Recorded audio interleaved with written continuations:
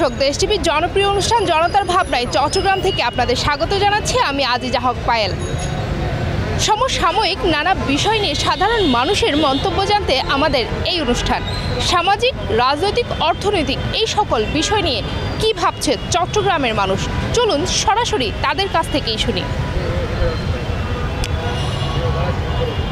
সন্ত্রাসীরা বেপরোয়া আমরা দেখছি, সেই সাথে খুন, রাহাজানি, ধর্ষণ, চাঁদাবাজি এই ধরনের ঘটনা ঘটছে অহরহ। দেশে এমন অস্থিরতা সৃষ্টির কেন, কি মনে হচ্ছে আপনার? আমার ধারণা যে আজকের যে একটি সংকট চলছে দেশে, যে একটা ফ্যাসিজম বিদায় হওয়ার পরে একটি রাজনৈতিক সংকট বলেন, নেতৃত্বের সংকট বলেন, আর প্রশাসনিক যে সংকট, প্রশাসনের ভিতরে এখনও সেই ফ্যাসিজমের দোসররা অনেকেই থেকে গিয়েছে।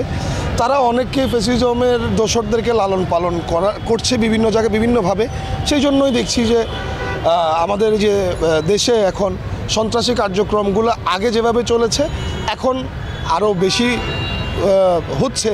কারণ হচ্ছে যে ওই দোসররা আবারও নতুন করে একটি ষড়যন্ত্র করার যে চেষ্টা, বিভিন্ন জায়গায় খুন, রাহাজানি, হত্যা, ছিনতাই, আপনি খেয়াল করে দেখবেন তারা ওদেরই যেই ফ্যাসিজম, পলাতক ফ্যাসিজমেরই দোসর, কিন্তু তারাই বিভিন্ন জায়গায় গিয়ে তারা এইসব কাজগুলো করছে।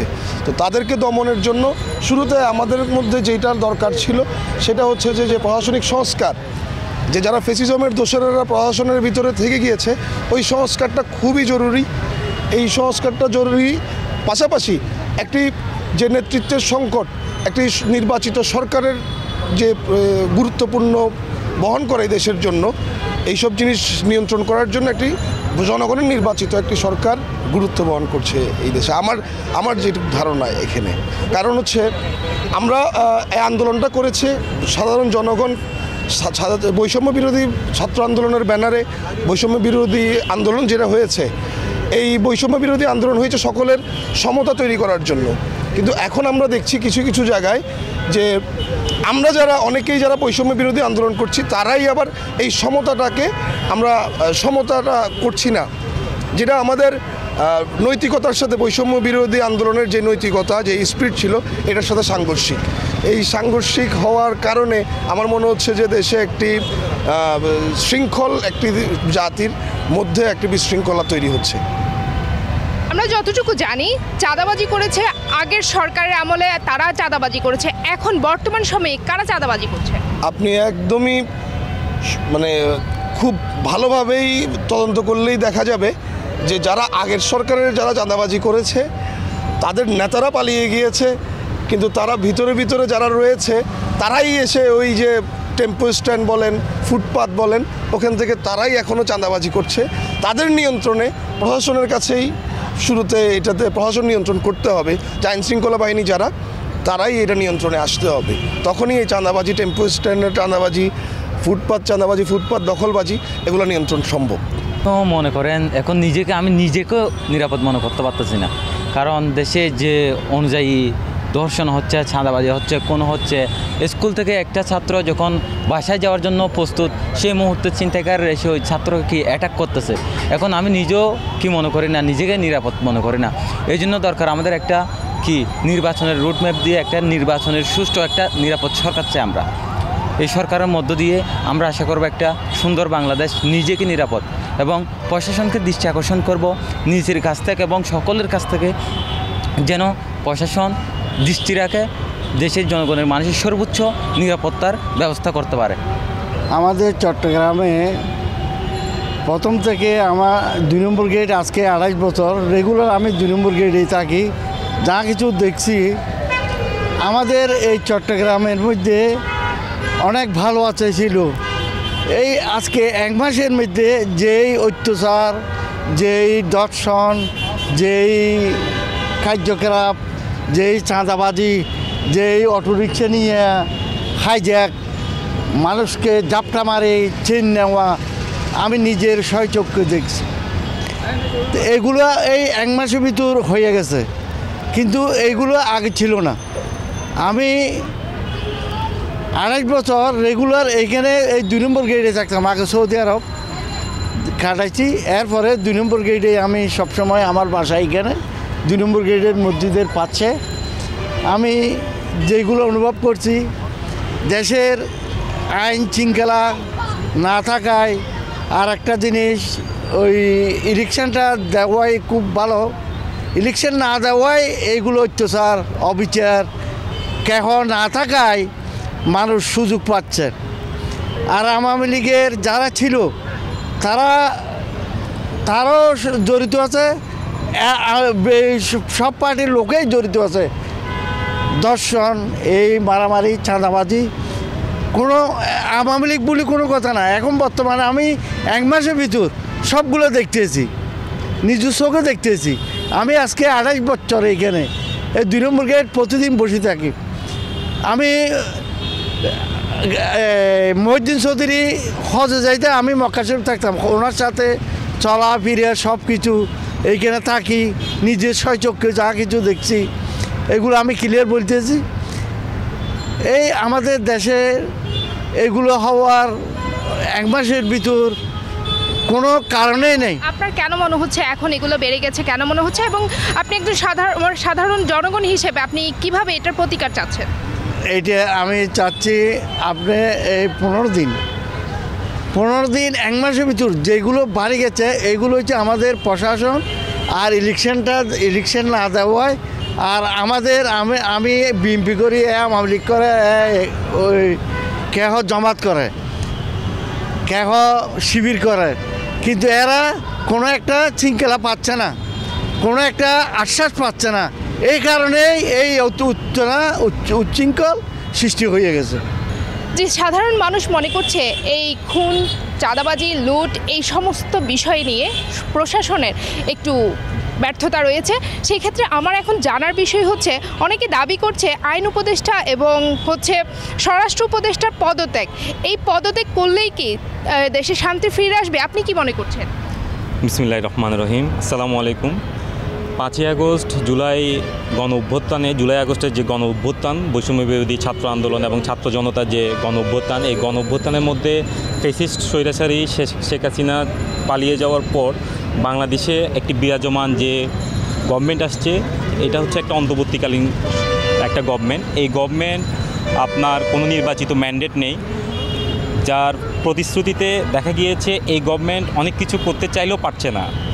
সুতরাং এই পদত্যাগ না করে যদি তাদের মধ্য থেকে যে প্রশাসন আছে তারা যদি তাদেরকে সহযোগিতা করে, সেনাবাহিনী আছে, ডিজিএফআই আছে, এনএসআই আছে, পুলিশ আছে, র্যাব আছে, তারা যদি তাদের ব্যক্তিগত উদ্যোগ থেকে যদি প্রত্যেকটা অংশ থেকে যদি সহযোগিতা না করে, পদত্যাগ দিয়ে আসলে কিছু হবে না। এবং আমি মনে করি যে নির্বাচিত একটি সরকার এবং এটার যে সংস্কারের নামে দীর্ঘায়িত হচ্ছে, এটার কারণেই দেশের যে রাহাজানি, চাঁদাবাজি, গুম, খুন খারাপি যেভাবে বেড়ে যাচ্ছে, এটা দিন দিন আরও পর্যায়ে বেড়ে যাচ্ছে।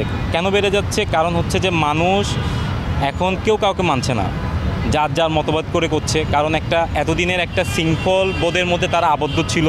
এই আবদ্ধ থাকার কারণে তারা তাদের যে প্রতিশ্রুতি, এত বছর, 15 বছর, 16 বছর যে মানুষ একটি জিনিসের মধ্যে আবদ্ধ ছিল, তারা কলস বেড়ে বের হয়ে যাচ্ছে। কিন্তু কলস বেড়ে বের হয়ে যাওয়ার প্রতিশ্রুতিতে এই মানুষগুলো কেউ কাউকে মানছে না।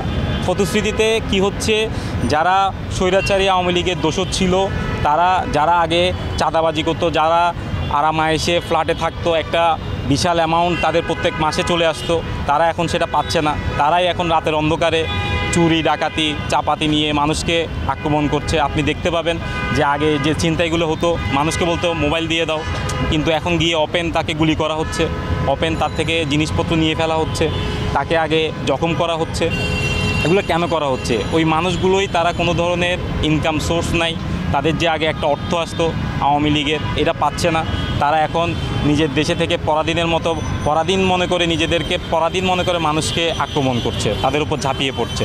তাই পদত্যাগ, স্বরাষ্ট্র উপদেষ্টা, আইন উপদেষ্টা পদত্যাগ না করে ওখান থেকে যদি আমাদের প্রত্যেকটা প্রতিষ্ঠান, যদি প্রত্যেকটা জায়গা থেকে যদি মানুষকে সহযোগিতাপূর্ণভাবে যদি এগিয়ে আসে, পুলিশ যদি তাদের দায়িত্ব পালন করে, প্রত্যেকটা প্রতিষ্ঠান যদি তাদের দায়িত্ব পালন করে, আমি মনে করি এই পরিস্থিতি স্বাভাবিক হবে এবং একটি সুন্দর নির্বাচনের যদি আয়োজন করা যায়, অতি দ্রুত যদি একটি নির্বাচিত ম্যান্ডেট, এটা যে কোনো দলই আসতে পারে, মানুষ তার ভোটাধিকার প্রকাশ করতে পারবে, ভোটাধিকার যেটা তারা এত বছর দিতে পারেনি।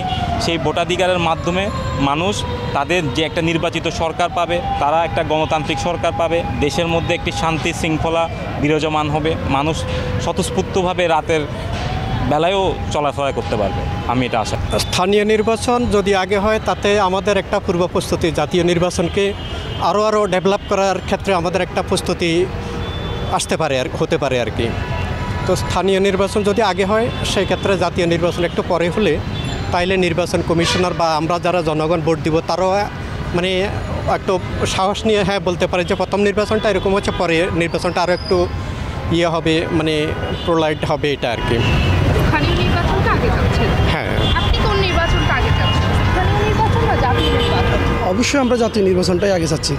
স্থানীয় নির্বাচন যদি আগে হয়ে যায় তাহলে দেখেন আপনি এখন বর্তমানে দেশে আইন শৃঙ্খলার যে অবনতি আপনারা নিশ্চয় অবগত রয়েছেন। সারা বাংলাদেশে যে আহাজারি, দর্শন, নারী নির্যাতন, চুরি, ডাকাতি, ছিনতাইকারী যারা রয়েছেন এরা কিন্তু আওয়ামী লীগের দোসর। এরা দেশের একটা অস্থিতিশীল পরিস্থিতি সৃষ্টি করার জন্যই এরাই অপকর্মগুলো দিয়ে বিএনপির উপর দায় চাপাচ্ছে। এবং বর্তমানে ডক্টর ইউনূস সরকারের যে আইন শৃঙ্খলার অবনতি, এর যে পরিত্রাণের জন্য তার পদত্যাগ করলে পরিত্রাণ হবে না। এর জন্য আমার মনে হয় অতি দ্রুত একটি বাংলাদেশে গণতান্ত্রিক সরকারের হাতে যদি তারা ক্ষমতা হস্তান্তর করে তাহলে এই অপকর্ম থেকে দেশ এবং জাতি মুক্তি পাবে। এই জন্য আমরা চাচ্ছি আগে জাতীয় নির্বাচনটা হোক। হয় আপনার অন্তর্বর্তীকালীন সরকারের ব্যর্থতা রয়েছে? অবশ্যই অন্তর্কালীন সরকারের ব্যর্থতা রয়েছে। এবং আপনি দেখেন যারা এই যে রাহাজানি, চুরি, ডাকাতি, সন্ত্রাসী বা নারী নির্যাতনের সাথে জড়িত এদেরকে অনেককে সরকার গ্রেপ্তার করতে পারতেছে, ঠিক আছে, কিন্তু এরা তো রাতের অন্ধকারে বেশিরভাগ অপকর্মগুলো করে যাচ্ছে। আইনশৃঙ্খলার বাহিনীকে ফাঁকি দিয়ে তারা যে অপকর্মগুলো করতেছে আমরা অনেকেই জানি এই বিষয়গুলো কারা করতেছে। দেশে আওয়ামী লীগের দোষর, ছাত্রলীগ, যুবলীগ এরা কিন্তু দেশ থেকে তো পালিয়ে যায়নি। এদের যে দোসরগুলা এরাই অপকর্মগুলো করে যাচ্ছে আইনশৃঙ্খলার বাহিনীকে প্রশ্নবিদ্ধ করতে জাতিসংঘের কাছে, এবং ডক্টর ইউনূসকে প্রশ্নবিদ্ধ করার জন্য এরা একটা এই যে অপকর্মের সাথে জড়িত হয়েছে। এবং এরা এই অপকর্মগুলো করিয়ে আপনার ওই যে বিএনপি এবং জামাত এদের উপর একটা দায় চাপানোর চেষ্টা করতেছে। এবং আপনি জানেন বাংলাদেশে সুষ্ঠু নির্বাচনের যে পরিকল্পনা ডক্টর ইউনূস নিচ্ছে, এই পরিকল্পনাকে ব্যর্থ করার জন্য আরেকটি চক্র কাজ করছে। আমরা চাই ডক্টর ইউনূস সরকার অতি দ্রুত বাংলাদেশে একটি গণতান্ত্রিক নির্বাচন দিয়ে এবং গণতান্ত্রিক ম্যান্ডেট একটা নির্বাচিত এক সরকারের হাতে ক্ষমতাটা হস্তান্তর করলে আমার মনে হয় বাংলাদেশে সুষ্ঠু পরিবেশ সৃষ্টি হবে। জনতার ভাবনায় নিচ্ছি ছোট্ট একটা বিরতি। জনতার ভাবনায় চট্টগ্রাম থেকে আপনাদের আরও একবার স্বাগত। সাধারণ মানুষের মন্তব্য জানতে আমাদের এই অনুষ্ঠান, চলুন সরাসরি তাদের সাথেই কথা বলি। আপনি কেমন নির্বাচনী সরকার চান, যোগ্যতা ভিত্তিক না বংশভিত্তিক? অবশ্যই যোগ্যতা ভিত্তিক, কারণ আমরা তরুণ প্রজন্ম একটা আশা আকাঙ্ক্ষা নিয়ে যে আমরা গত বছর যে আন্দোলনটা দেখেছি জুলাই আগস্টের, একটা আশা আকাঙ্ক্ষা নিয়েই তরুণ প্রজন্ম কিন্তু এই আন্দোলন করে আমরা আমাদের উপর চেপে বসা একটা সরকার যারা হচ্ছে যে দুর্নীতি, লুটপাট করে আমাদের দেশটাকে একটা খাদের কিনারে নিয়ে যাচ্ছিলো, সেখান থেকে উত্তরণের মাধ্যমে আমাদের এই আন্দোলনটা হয়েছিল। তো আমরা অবশ্যই চাই এই আন্দোলনের মাধ্যমে এমন একটা পরিবর্তন আসুক আমাদের দেশে। আমাদের তরুণ প্রজন্ম, ডেমোগ্রাফিক ডিভিডেন্ড আমরা যে বলে, আমাদের যে 60% তরুণ প্রজন্ম, ওদের যে আশা আকাঙ্ক্ষা বা আমরা আমাদের দেশটাকে যে বিশ্বের যে কাতারে দেখতে চাই, যে জায়গায় দেখতে চাই, সেই জায়গায় দেখতে গেলে আমাদের অবশ্যই ন্যূনতম কিছু সংস্কার অবশ্যই প্রয়োজন। ন্যূনতম কিছু ভিত্তি যদি আমরা ক্রিয়েট করতে না পারি, স্বাধীনতার 53 বছর পরেও আমরা কিন্তু সেই ন্যূনতম সংস্কারটা, সেই ন্যূনতম ভিত্তিটা আমরা ক্রিয়েট করতে পারি নাই বিধায় আমাদেরকে বারবার সেই 71 থেকে শুরু করে আমাদের 90, 24 খালে আমাদের আন্দোলনই করতে হচ্ছে। তো আমরা তো চাই আমাদের দেশটা দেশীয় ও আন্তর্জাতিক সব ষড়যন্ত্র ছিন্ন করে আমাদের দেশটা ভালো একটা জায়গায় যাক। তো অবশ্যই আমাদের নির্বাচনটা হইতে হবে এমনভাবে যে যেখানে যোগ্যতার ভিত্তিতে কেউ একজন আসবে, দেশ পরিচালনা করবে, আমাদের দেশটা সুন্দর স্বাভাবিকভাবে পরিচালনা করবে, যাদের দেশটা দেশের মানুষ দেশের বাইরে সব জায়গায় ভালো ভিত্তি হিসেবে ভালোভাবে দেশের মানুষ মাথা উঁচু করে দাঁড়াতে পারে। নির্বাচন নিয়ে বাংলাদেশের মানুষের যে একটি ভীতি, সেই ভীতি কাটানোর জন্য কি করণীয় প্রয়োজন বলে আপনি মনে করছেন? নির্বাচন নিয়ে ভীতি কাটানোর জন্য অবশ্যই নির্বাচনকালীন যে পরিবেশটাকে অবশ্যই সুষ্ঠু স্বাভাবিক পরিবেশ ক্রিয়েট করতে হবে। আইন শৃঙ্খলার অবশ্যই আপনার উন্নতি করতে হবে এবং মানুষের মনে এই ধারণাটা ক্রিয়েট করতে হবে যে হ্যাঁ, আমি যদি আমার ভোটটা দিই, আমার ভোটটা বিফলে যাবে না। আমি যাকে ভোট দিব যোগ্যতা অনুযায়ী আমার ভোটটা বিফলে যাবে না। আর আমরা আমাদের দেশে অনেক ক্ষেত্রেই দেখি যে নির্বাচনের আগে ভোটের একদিন বা 2 দিন আগে ভোটটা বিক্রি হয়ে যাচ্ছে। তাহলে তো কিন্তু যারা যোগ্য প্রার্থী তারা কিন্তু উঠে আসতে পারতেছে না। যে কেউ একজন 500 টাকা 1000 টাকার বিনিময়ে ভোটটা বিক্রি করে দিয়ে এভাবে গণহারে ভোটটা বিক্রি হয়ে অযোগ্য প্রার্থী নির্বাচিত হয়ে যাচ্ছে। তো সেক্ষেত্রে আমাদের ওই পরিবেশটা ক্রিয়েট করতে হবে যাতে আমরা আমাদের পছন্দের প্রার্থীকে নির্বাচিত করে, যোগ্য প্রার্থীকে নির্বাচিত করে আমাদের কথা যারা সংসদে, আমাদের জনগণের ভাবনাটা সংসদে উপস্থাপন করবে তারা আসবে এবং সুষ্ঠু স্বাভাবিক পরিবেশ, নির্বাচনের সুষ্ঠু স্বাভাবিক ভীতি মুক্ত একটা পরিবেশ থাকবে যেখানে আমরা ফ্রি অ্যান্ড ফেয়ার একটা ইলেকশন পাবো। 100% ফ্রি অ্যান্ড ফেয়ার ইলেকশন সম্ভব না হলেও একটা গণতান্ত্রিক দেশে 60-70% ফ্রি অ্যান্ড ফেয়ার ইলেকশন হলে আমরা মোটামুটি একটা ভালো একটা সরকার পাবো, নির্বাচিত গণতান্ত্রিক সরকার পাবো। নির্বাচনটা উচিত, কিন্তু দেশে শৃঙ্খলা বাড়ছে, শৃঙ্খলা বেশি বেড়ে গেছে, প্রশাসন দুর্বলতা হয়ে গেছে। প্রশাসনকে যখন জনগণের ভোটের মাধ্যমে নির্বাচন করবে সরকার মেনটেন তো জনগণ শান্তি শৃঙ্খলা ফিরে আসবে আমি মনে করি। আগে অনেক ভোট দিয়েছেন, বিগত কয়েক বছর কি আসলে ভোট দিতে পেরেছেন? একটা দিন আমি দিতে পেরেছেন? 70 বছর দিই নাই, যাই নাই।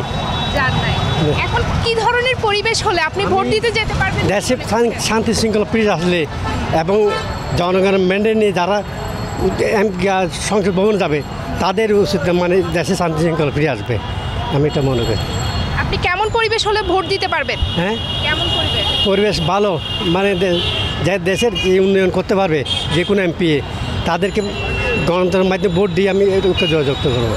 সেটা মন্ত্রী হোক, প্রধানমন্ত্রী হোক, আর বাচ্চা হোক আর রাজা হোক, কে হোক না কেন, মানুষের প্রথম করতে হবে চরিত্র গঠন।